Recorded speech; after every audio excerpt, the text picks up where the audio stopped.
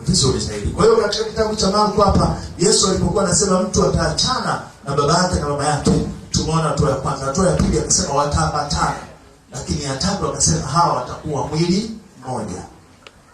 Ndugu zangu wapendwa, hakuna sehemu katika Biblia iliyosema mimi kama hapa mchungaji ninayefundisha kwamba na mama yangu tutakuwa mwili mmoja au na baba yangu tutakuwa mwili mmoja. Ni katika eneo la ndoa Biblia imesema na hawa wawili watakuwa mwili mmoja.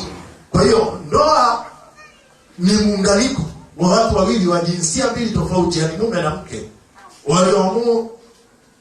walioamua kuishi pamoja, na kama mke na mume wakiwa na kibali cha wazazi na kanisa pia.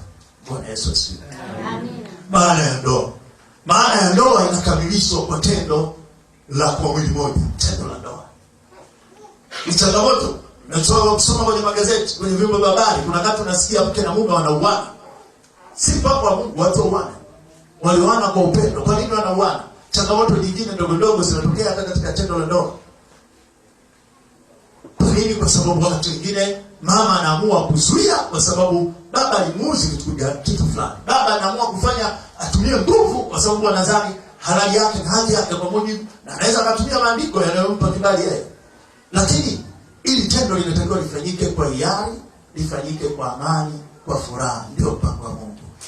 Na hakuna raha duniani iliyowekwa na Mungu katika eneo la mwanadamu pale wanapounganika wawili kufanya tendo la kuwa mwili mmoja kwa amani na furaha. Ni raha